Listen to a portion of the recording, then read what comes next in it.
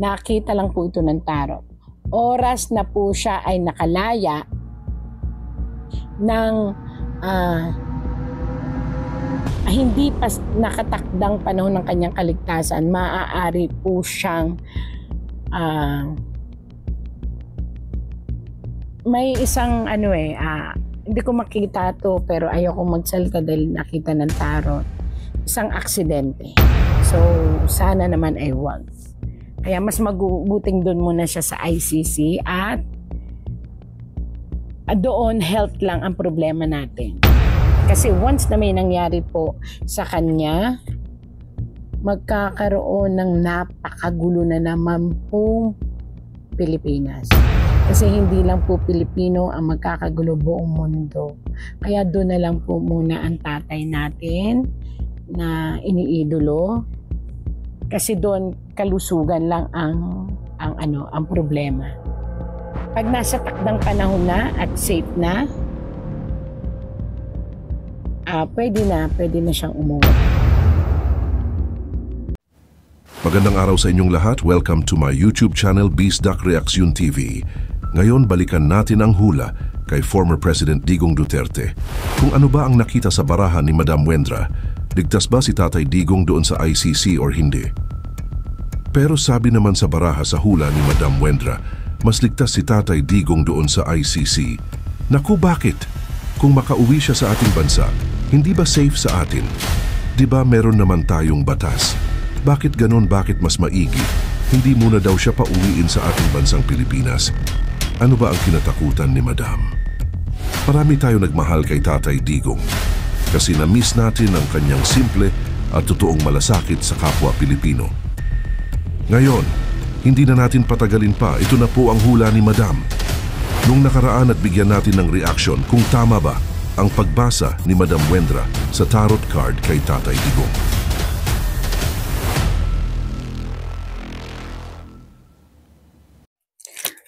Magandang gabi po para po sa mga OFW dyan na iba po ang oras. Magandang araw po dito po sa atin sa Pilipinas. Magandang gabi po. Again po, ito po si Madam Wendra ng Wendra's Fortune ang magbabasa ulit. At ang dami pong nagtatanong tungkol sa update po sa family ng ating Vice President Sara Duterte. Ganun na rin po kay ating father, what we call Father Digong, dating presidente.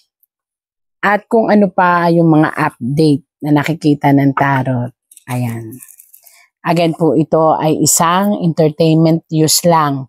So, walang pikunan. At sana po itapon ng pangit, yung maganda ang tanggapin. Ngayon po ay tayo magtatarot na kung ano po ang nakikita ng tarot sa pamilya ng ating dating presidente. Pakita mo sa akin kung ano ang katotohanan at kung anong nakikita mo ay ating iparating sa buong sambayanan. Again po, walang personalan. Ito po ay tarot lamang. Ayan. Kukuha po ako dito. Kakalat ko po yan. Pamilya Duterte. Mula sa ama hanggang sa mga anak. Gano'n rin kung ano pa yung nakikita sa politika at sa buhay nila. Ayan. Kukuha po ako. Mini, mo. Ayan. Kung makikita nyo po ito, ayan na naman po tayo dun sa baliktad at saka hindi. Tandaan nyo po, ang psychic kay baliktad kaya ano mababasa po. Ayan. Nakikita nyo po ito. Ito po ay isang hari na nakabaliktad na namumuno. Ang ibig sabihin po nito, ang ating presidente ay muling uupo sa anumang luklukan o isang pamumuno. So nangyari na nga po ito at siya po ay nanalo bilang isang mayor muli ng Davao. Subalit nakabaliktad po Kaya ang ibig sabihin po nito, siya po ay mananatili pa doon. Alam naman natin na wala siya dito, nasa kulungan ng ICC. So, nandun pa rin po siya, pero siya po ay nanalo at matagumpay na iniluklok ng tao. Ayan po yan. Kitang-kita naman po. Pasensya na po kahit nagre-reflect. Pero nakikita niyo po ito. Isang lalaki nabubunuin. Isang lalaki nabubunuin at gagampanan ang kakulangan ng presensya ng lalaki nito. So, ibig sabihin po, may isang lalaki sa pamilya ng Duterte, ayan, na magre-represent sa kanya o gaganap. Ayan, yung mga, ang ibig sabihin po niyan, yung mga kahoy-kahoy na yan, yan po yung igagather niya at itutulong niya para po ang kakulangan ng presensya ng ating mayor ng Davao ay magampanan ng isa ring, kaya po siya nakapula, siya po ay anak. So, maaring, sino ba ngayon ang nanalong vice? Di po ba si Sebastian o si Baste? Yan. Kitang-kita po. Kadugo, tapos ang daming mga plano. Lahat po ng inumpisahan ng ama ay gagawain ng anak. May mga bagay lang po na pagka-clarify dito na ipapakita nila pa rin ang masigasig nilang pagpupromote tungkol sa drugs on war. Yun po ang nakalagay dito. Kasi po yun talaga ang talagang main objective nila is to make peace para makilala daw ang sambayanan na isang lahat ng tao makakagala na maayos. Sayang maganda yung proklamasyon nila. Maganda yung kanilang adikain. Sana'y tanggapin ito ng madlang people o lalo na ng mga taga Davao kasi wala nga yung father, so yung anak ang magre-represent. Kitang-kita sa tarot. Pasensya na po at talagang nagre-reflect. Nakita nyo naman po ito. Ito ay isang babae na nakaupo, subalit nalulungkot. Ang ibig sabihin po nito, ito naman po ay ang asawa o yung sinasabing partner. Ibig sabihin po nito, ang pamilyang Duterte o ang ating si father na tawagin ay Tatay Digong. Kahit na po sabihin pa natin open naman po ang kanilang buhay. Kahit sabihin pa po natin na siya ay nagkaroon ng ibang pamilya at may una siyang pamilya in a Muslim way, ibig sabihin po nito, intact ang pamilya, magkakatulungan. Actually po, tutulong ang isang may edad na babae. So, maaaring ito ay mother ni Baste, na asawa ng ating dating presidente, upang magkaroon siya ng mga proyektong pangkababaihan. So, gagawa sila ng isang proyekto na talagang itutulong nila sa mga tao in the absence of her husband. Ayan, ang ganda. Ganda po yung nakikita ng tarot. Ako po yung nagbabasa lang ha. Yun po ay yung babaeng asawa. So, mother ni Baste or ano. Wow. Ano ito? Ito'y hubot-hubad. Ibig sabihin ay mag-uumpisa ulit sa umpisa ang mga sitwasyon. Ito naman po ay senyales ng politika. Ibig sabihin po nito, talagang gaganap ang mga Duterte. Hindi para maghiganti, kung hindi para umpisahan muli ang sinimulan ng kanilang ama na pagpapaganda ng Davao. Sana hindi lang Davao, sana lahat. Pero syempre, it's up to the government. Ayan, maganda po, maganda ito. Hubot-hubad silang gaganap muli sa Davao upang umpisahan ang sinimulan ng ama. At ang masakit nito, medyo matatagalan talaga po ang nakita ko dito sa tarot kaya hubot-hubad. Matatagalan po talaga sigurong magkaroon ng present ulit ang ating mayor. So, hopefully na makalabas naman siya. Ayan. Para yung hubot-hubad ay biglang hindi naman maging parang napakahirap para sa mga beginner ulit. Kasi iba pa rin yung The Father. Wow. Nakita niyo po ba itong fight? Ito po ay si tatay.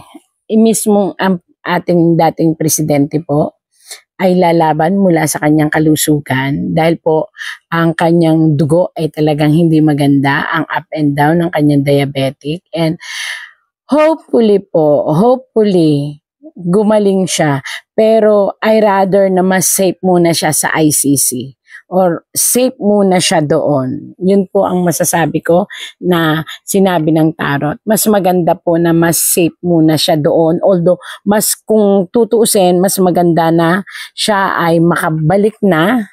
Ayan po, mas maganda na siya ay makabalik na para magampanan niya ang kanyang pagiging mayor.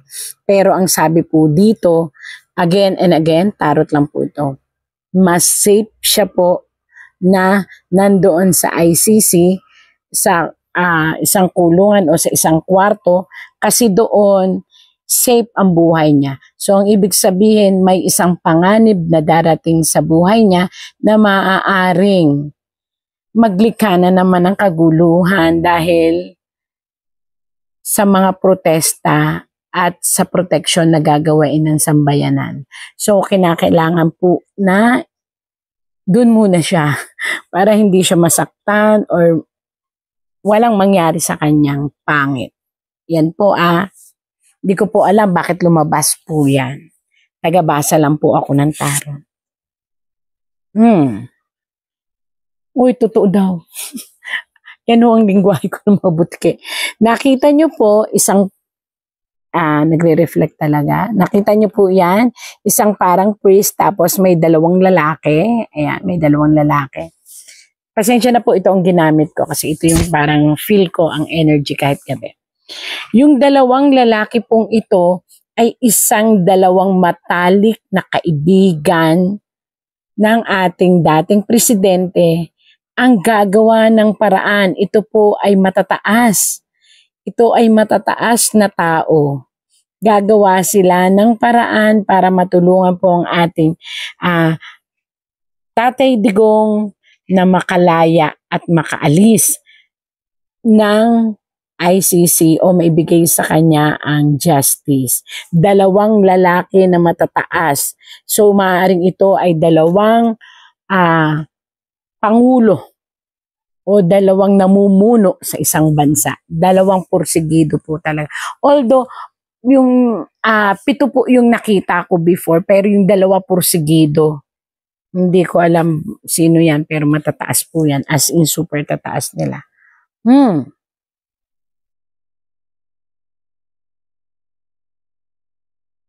Ito ay kalungkutang dinaranas ng ating Tatay Digong doon kasi gustong-gusto na niyang umuwi actually. Pero sabi ko nga again, para sa akin ang nakita po ng tarot, kahit ako gusto ko rin po siyang makauwi na kasi nanalo naman talaga siya bilang mayor at saka nakita ko yung simpatsya ng mga tao sa kanya, mas safe pa rin siya doon. Kasi doon, ang poproblemahin lang po natin ay ang health niya. So again and again, nakita lang po ito ng tarot. Oras na po siya ay nakalaya ng hindi pa nakatakdang panahon ng kanyang kaligtasan, maaari po siyang may isang hindi ko makita to pero ayoko magsalita dahil nakita ng tarot. Isang aksidente. So, sana naman ay wag. Kaya mas mabuting doon muna siya sa ICC at doon health lang ang problema natin. Kasi once na may nangyari po sa kanya, magkakaroon ng napakagulo na naman po Pilipinas. Kasi hindi lang po Pilipino ang magkakagulo buong mundo. Kaya doon na lang po muna ang tatay natin na iniidolo. Kasi doon kalusugan lang ang problema. Pag nasa takdang panahon na at safe na, pwede na siyang umuwi. Sa ngayon po kasi, bakit sinabi po ng tarot na kapag safe na? May isang lalaki, namumuno ito, isang mataas na namumuno sa ating Pilipinas. So it means isa ring presidente. Ang mukhang nabubuksan ang kanyang kaisipan.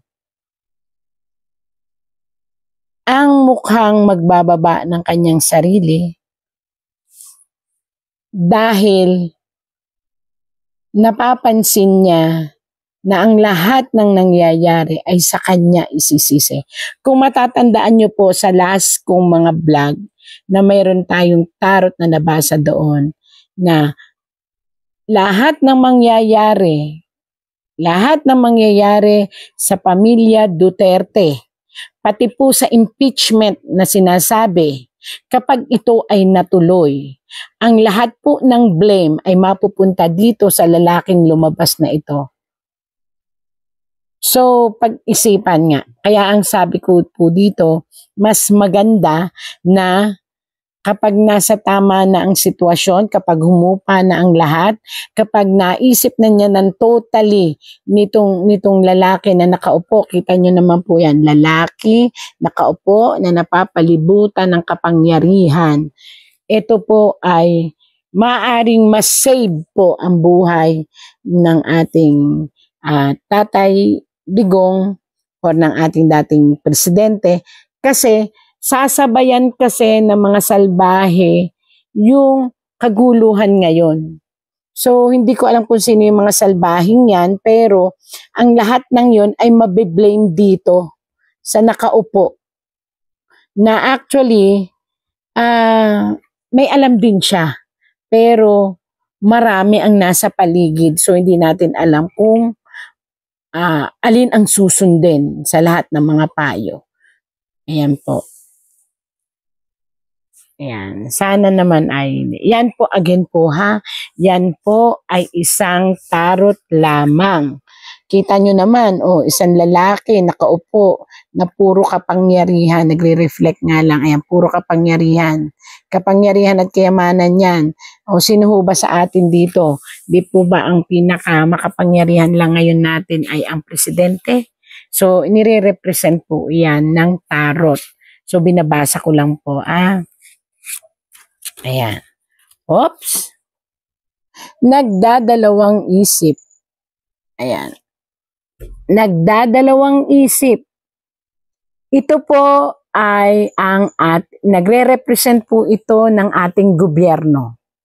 So sa case po ng ating dating presidente na si Tatay Digong, ang ibig sabihin po ito, nagre-represent ito ng government. Ang ating gobyerno ngayon ay naiipit. Bakit po? At nagdadalawang isip, naguguluhan. Lahat ngayon po na mga nakaupo na dating, hindi po yung ngayong na-elect yung mga dati pong nakaupo na hindi pinalad na maiboto, ngayon sila lahat ay nagkakagulo. Nagdadalawang isip sila. Itutuloy ba ang impeachment o hindi? Totoo po yan. Lumabas po yan. Gobyerno po yan. Gobyernong nakabaliktad. Ang ibig sabihin, nakita nila ang puwersa. Nakita nila ang kapangyarihan ng pagkakaisa ng mga tao na nagmamahal sa dating presidente, na ipinasa ang pagmamahal sa mga tao sa anak naman niya na babae na si Vice President Sara Duterte, na ngayon ay maraming impeachment na gustong ibato sa kanya. Kung matatandaan nyo rin po yung vlog ko dati na nakalagay doon na may 3 o 4 na impeachment na gustong ibato sa kanya, pero may isang natatago dun sa higaan ng babae. May babaeng nakahiga tapos may isang espada. Ang ibig sabihin po noon, Kaya sinabihan ko noon na huwag ituloy ang impeachment. Or sana mapag-aralan ng mga tao na nagdidikta doon sa ating gobyerno na ituloy ang impeachment. Kasi po yung espadang yon ay napakatatag. Yung espada pong yon ay maaaring maging kalasag na natatago para po lahat ng nagtatag ng impeachment ay mabuwag sa politika. O kung politiko man sila, sila ay hindi paniwalaan ng tao at sila po ay hindi iboto. At nangyari nga po, di po ba? Ang ibinoto nila po ay ang lahat ng side ng ating mga ka-Duterte. Pasensyahan nyo na po ako sa aking pagsalita. Kaya po ikinukwento ko po sa inyo kasi ini-interpret ko po at buhay po ang tarot natin. Sinasabi po niya sa isipan ko, sinasabi po niya kung ano ang kahihinatnan once na itinuloy po ang impeachment. So pag-isipan again. Kasi po, ito po ay pagdadalawang isip ng gobyerno sa isang kaso of impeachment. Paano nangyaring impeachment? Kung makikita nyo po dito, nakataas ang isang paa at may barko. So, sailor at yung star, ang ibig sabihin po ay politika, maningning. At ang ibig sabihin po noong juggle, nagdadalawang isip, ibig sabihin po noon ay magulong impeachment. So, para po sa naglatag ng impeachment, ito po, pakinggan nyo po ito. Kung ako po sa inyo, ihinto na ang impeachment. Yun po ay sabi ng tarot, ha? Yun po ang sabi. Kasi may alas talaga ang mga Duterte. Wala po talagang bahid na anomalya kung hindi personalan na po ito ang nangyari. Kaya sana mapag-isipan po ito kasi malakas po ang mangyayari na kaguluhan oras na natuloy o itutuloy ang impeachment. Sinasabi ko lang po yan, ha?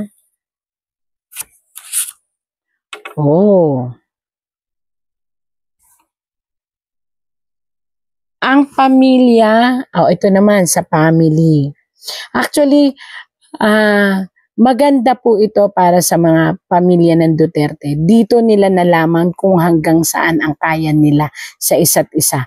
Mula po dun sa unang asawa hanggang sa anak na bunso na babae hanggang sa dating asawa. Sorry po pero yun naman po ang kalakaran. Pero asawa pa rin siya kasi wala naman diborsyo dito sa atin sa Pilipinas. Pero lahat po sila ay nagkaisa, naging masaya at nagmahalan at nakilala nila ang isa't isa. So, mas maganda silang makapagseserbisyo ngayon sa mga tao. Ayan. Open book naman ang buhay nila. So, labas tayo dyan. Isang magandang pag-asa sa oras po na muling maluklok ang babaeng Duterte. Ayan po. Kung sakali po at maluluklok ang isang babaeng Duterte sa isang mataas na posisyon ay magkakaroon po ng isang magandang pag-asa. At nakikita nga po dito na kahit ayaw ng babae na Duterte, maaaring si Ma'am Sara na po ito kasi siya lang naman ang babaeng, hindi pa naman pwede si Kate, di po ba? Lalong hindi rin pwede yung asawa. So, ang sabi po dito ay bagong pag-asa sa partido ng mga Duterte. Isang pag-upo ang magaganap. At ang pag-upo pong ito ay kinakailangan pong ipagdiwang din kasi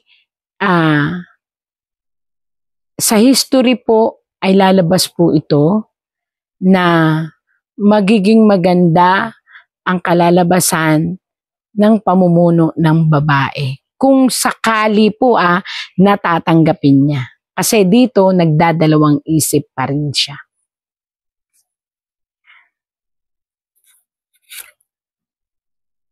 Oh, isang anak ng ating presidente na nakaupo ngayon, dating presidente ang nakaupo ngayon, ang magpapakitang gilas pagdating sa politika ng Davao. Wow!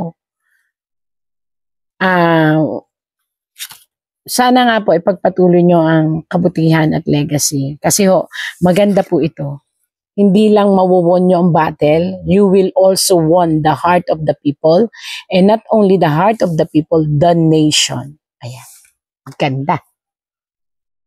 Kaya lang po, may mga dapat po kayong dapat i-work out, mga family ng Duterte, yung mga taong naggawa sa inyo ng hindi maganda, try to please to forget and forgive kasi tao na po ang huhusga sa kanila. They will never be loved. Tama po yung sinabi nyo. They will never be loved by the people of the Philippines na mga tagahanga nyo po. Kaya, forget and forgive na laang.